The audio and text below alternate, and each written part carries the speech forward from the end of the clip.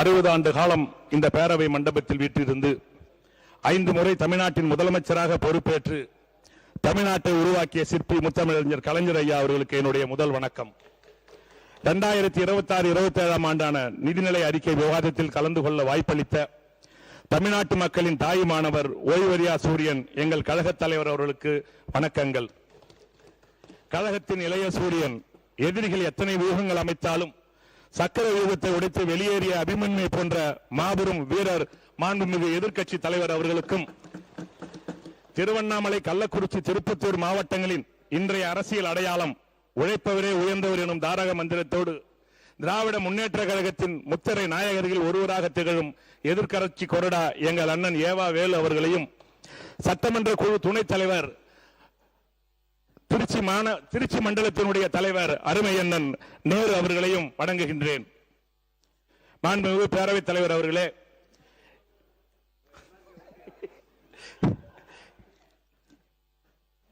என்னை தொடர்ந்து 3வது முறையாக வெற்றி பெற செய்த மலையமான் திருமுடிக்காரி ஆண்ட மண்ணான பெருமைமிகு ரிஷிவந்தியம் சட்டமன்ற தொகுதி வாக்காளர்களுக்கும் கழகத்தினுடைய அனைத்து நிலை நிர்வாகிகளுக்கும் கூட்டணி கட்சி தோழர்களுக்கும் தொகுதியின் பொறுப்பாளர் அருமை அண்ணன் பெருமிற்கல்வி உள்ளிட்ட அனைவருக்கும் என் நன்றி கலந்த வணக்கத்தை தெரிவித்துக் கொள்கின்றேன். பேரவைத் தலைவர் அவர்களே,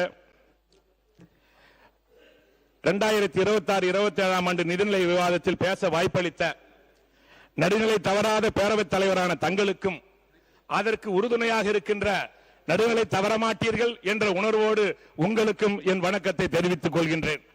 பேரவைத் தலைவர் அவர்களே, கள்ளக்குறிச்சி மாவட்டம் கடந்த அதிமுக ஆட்சியில் புதிதாக பிரிக்கப்பட்டாலும் பிறந்த குழந்தை போல் இருந்த மாவட்டத்தை எங்கள் திராவிட மாடல் ஆட்சியில் தான் பல சாதனைகள் அங்கே நிகழ்த்தப்பட்டது. அதில் சிலவற்றை நான் இங்கே பதிவிடுகின்றேன்.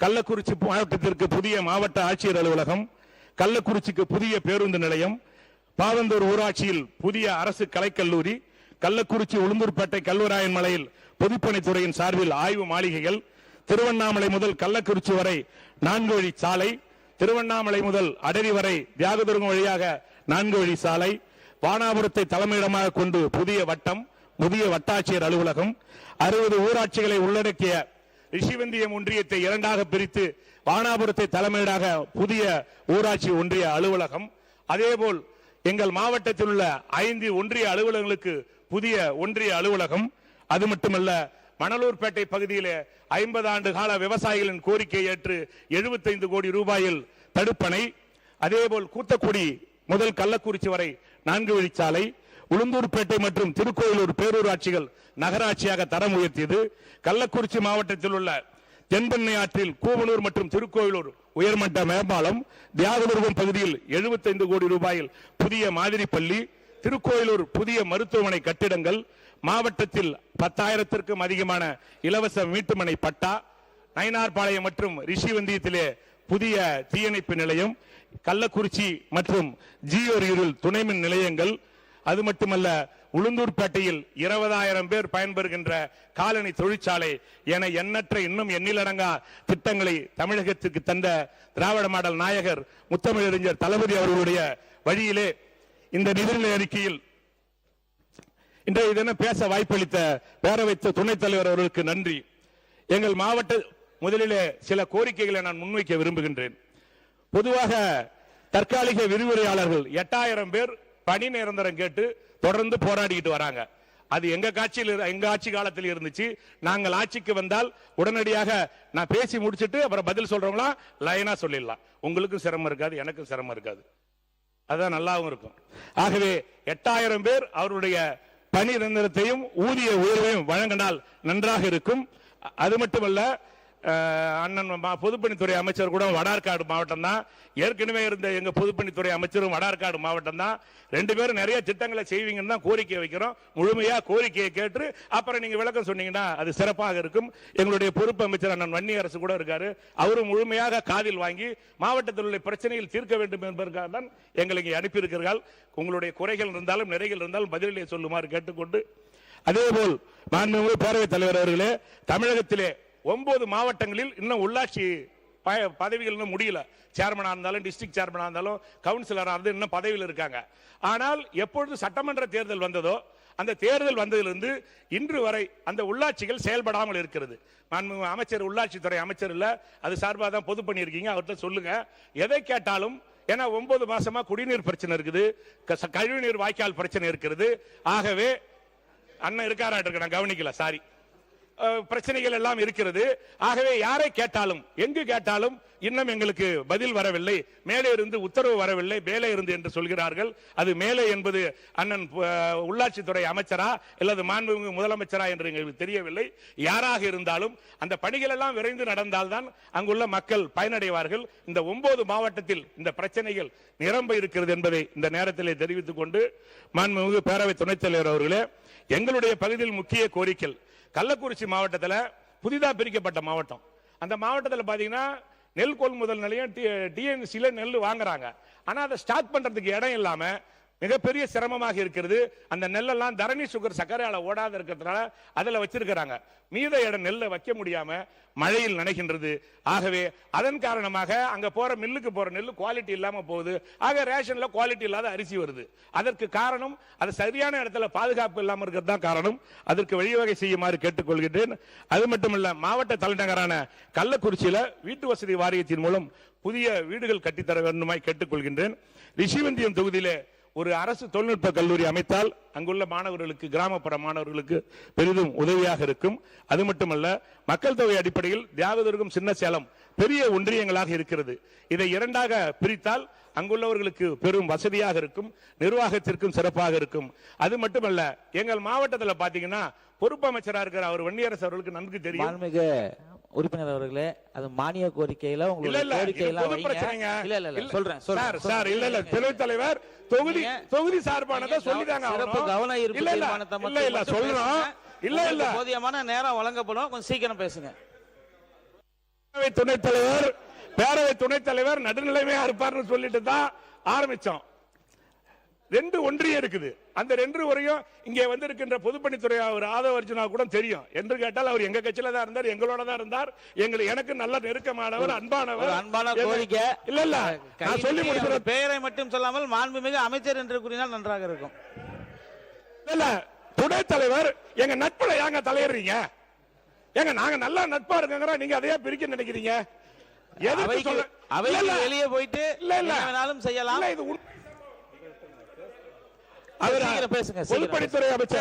பொதுப்பணித்துறை அமைச்சர் அவர்கள் மறந்திருப்பாரா என்று எனக்கு தெரியவில்லை. நான் முதலிலே எங்கள் கட்சியில நான் சீட்டு கேட்டு வந்த போது அவர் தான் என்னை அழைச்சிட்டு போய் என் உறவினர், என் சொந்தக்காரர் தான் லீமாரஸ் உட்கார்ந்திருக்காங்க, எனக்காக பேசியவர். ஆக நான் இந்த இடத்துல சொல்லலன்னா தப்பா போவோம். அப்படிப்பட்ட அவருக்கு இல்ல சொல்லி முடிச்சிடறேன். எதுக்கு இது சொல்றாருன்னு எனக்கு தெரியலையே. அவர் பாட்டுன்னு செவனேன்னு உக்காந்து இருக்கிறாரு. எதுக்கு அவரை போட்டு ஏதோ போட்டு கோத்து வாங்கின்னு இருக்கிறீங்கன்னு தெரியலையே.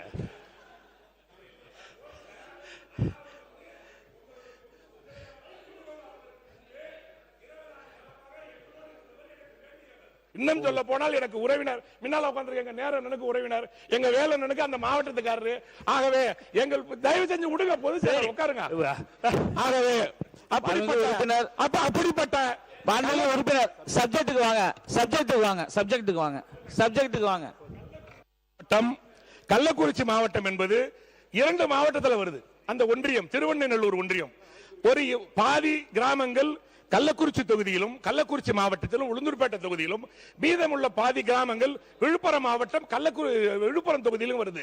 இதனால என்ன பிரச்சனை இருக்குன்னா, அங்குள்ள மக்கள் பயனடைவதற்கு சிரமமாக இருக்கிறது. இந்த கலெக்டரை பார்க்கறதா குழப்பங்கள் இருக்குது. ஆகவே 2 மாவட்டத்திற்கும் பொதுவாக இருக்கின்ற எங்க மாவட்டத்தில் இருக்கிற 2 ஒன்றியங்கள், ஒன்னு திருக்கோவிலூர், இன்னொன்னு திருவண்ணநல்லூர், இதை 2ஐயும் ஆய்வு செய்து அதற்கு தக்க வழிவகை செய்யுமாறு உங்களை அன்போடு கேட்டுக்கொள்கின்றேன்.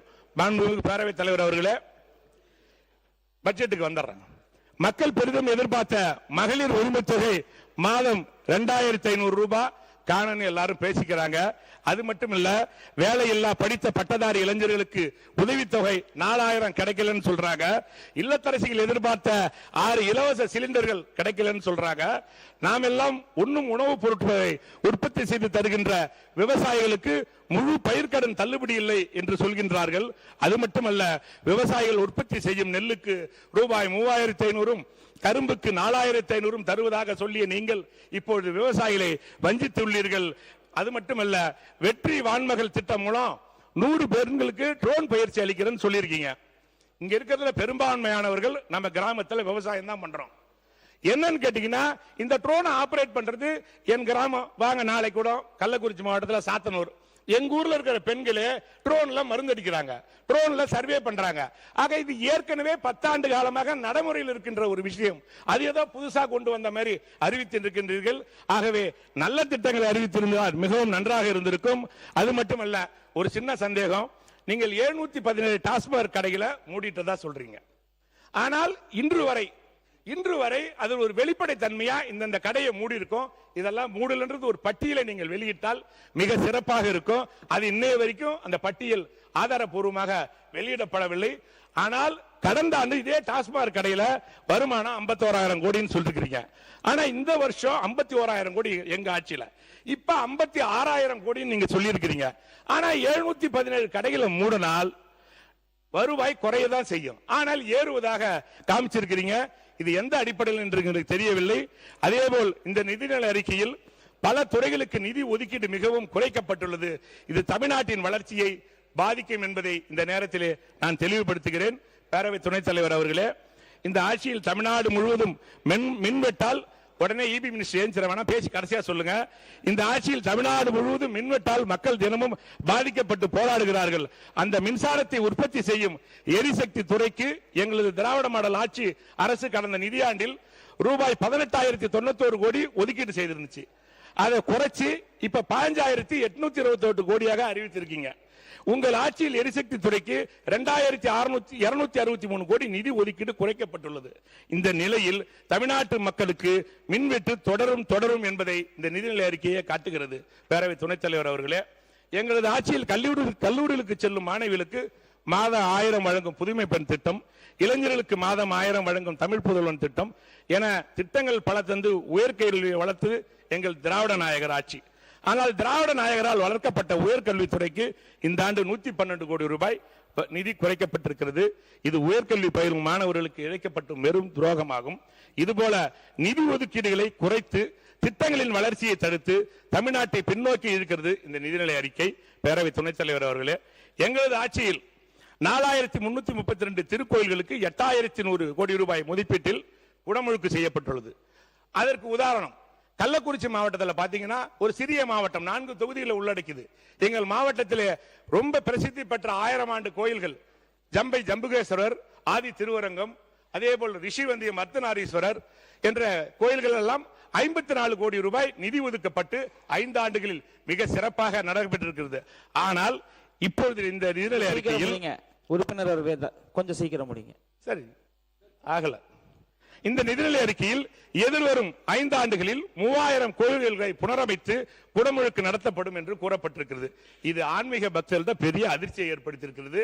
ஆகவே ஆன்மீகத்திலே 5 ஆண்டு காலத்திலே திராவிட மாடல் ஆட்சியில் தான் எண்ணற்ற திட்டங்களை நாங்கள் செய்திருக்கிறோம் என்பதை இந்த நேரத்திலே தெளிவுபடுத்துகின்றேன். பேரவை துணைத் தலைவர் அவர்களே, இந்த நிதிநிலை அறிக்கையில் உங்கள் கட்சியின் பெயர் விளங்கும் வகையில் வெற்றி மகளிர் ஆடு வளர்ப்பு திட்டத்தின் மூலம் 30,000 பேருக்கு தலா 5 வெள்ளாடுகள் வழங்கப்படும் சொல்றீங்க. தமிழ்நாட்டில் மொத்தம் உள்ள 12,620 கிராம ஊராட்சிகளும் 490 பேரூராட்சிகளும் உள்ளன. ஒரு ஊராட்சியில் 2 பேருக்கு மட்டும் ஆடு கொடுப்பது வெற்றி திட்டமா அல்லது வெற்றி விளம்பர திட்டமா என்பது எனக்கு புரியவில்லை. பேரவை துணைத் தலைவர் அவர்களே, கடந்த திராவிட மாடல் ஆட்சியில் மாநில அரசின் சொந்த வருவாய் 2.29 லட்சம் கோடி. ஆனால் இந்த ஆட்சியில் அது 2.26 லட்சம் கோடியாக இருக்கும் என நிதிநிலை அறிக்கையிலே தெரிவித்துள்ளீர்கள். 3000 கோடி ரூபாய் வருவாய் குறைந்துள்ளது.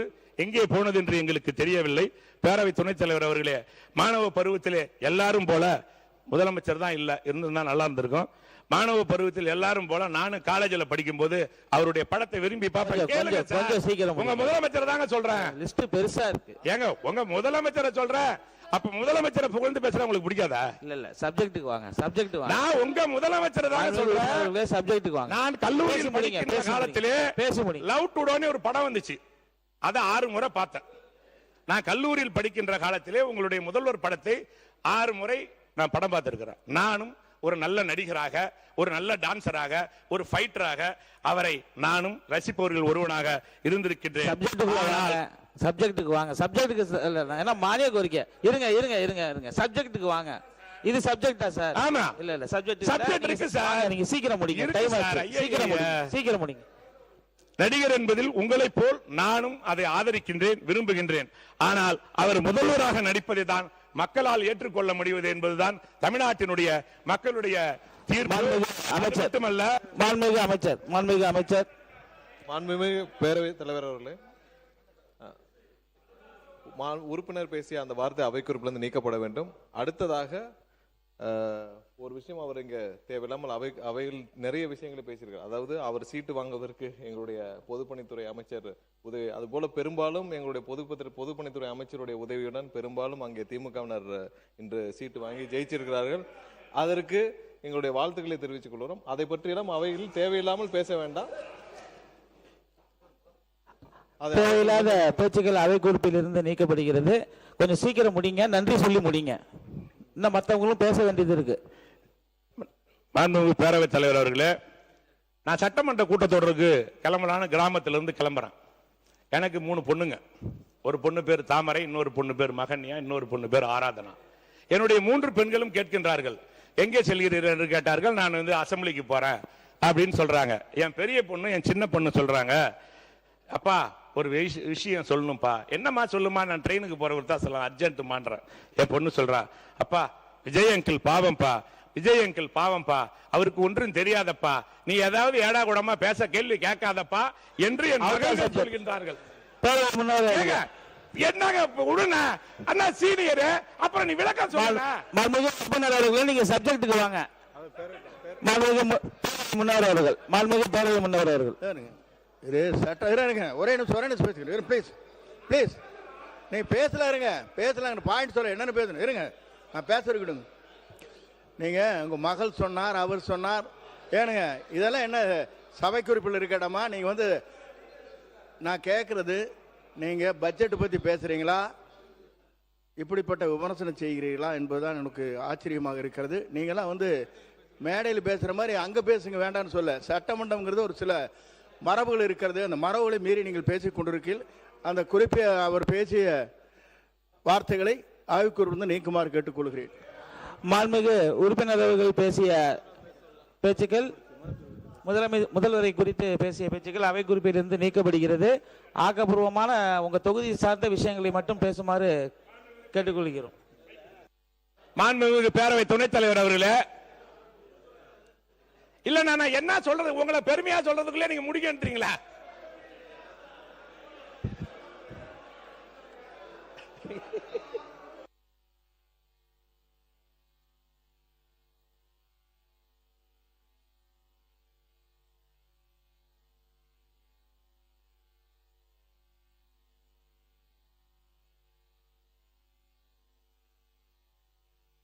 மாண்புமிகு பேரவைத் தலைவர் அவர்களே, மாண்புமிகு பள்ளிக்கல்வித்துறை அமைச்சர், மாண்புமிகு சட்டப்பேரவை தலைவர் அவர்களே,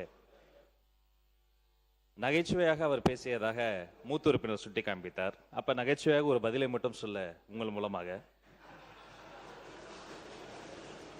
அந்த அன்பு செல்வத்திற்கு, அந்த அன்பு குழந்தைக்கு சொல்லுங்கள், ஆமாம் இந்த முதல்வருக்கு ஒன்றும் தெரியாது, ஊழல் செய்ய தெரியாது, ஏமாத்த தெரியாது, ஊரை ஏமாற்றி உலகில் போட தெரியாது என்பதை சொல்லும்படி நகைச்சுவையாக உங்கள் மூலமாக தெரியப்படுத்திக் கொள்கிறேன். முடிங்க மாண்புமிகு உறுப்பினர், நீங்க பேசி முடிங்க. மாண்புமிகு பேரவை துணைத் தலைவர் அவர்களே, எங்கள் கிராம பகுதியில் நீங்க சொன்னது உள்ள இருந்து நான் கேட்டுதான் 5 தலைவருடைய படங்கள்லாம் ரொம்ப விருப்பமா ரசிகரா இருந்தாலும் நான் பார்த்திருக்கேன்னு சொன்னீங்க.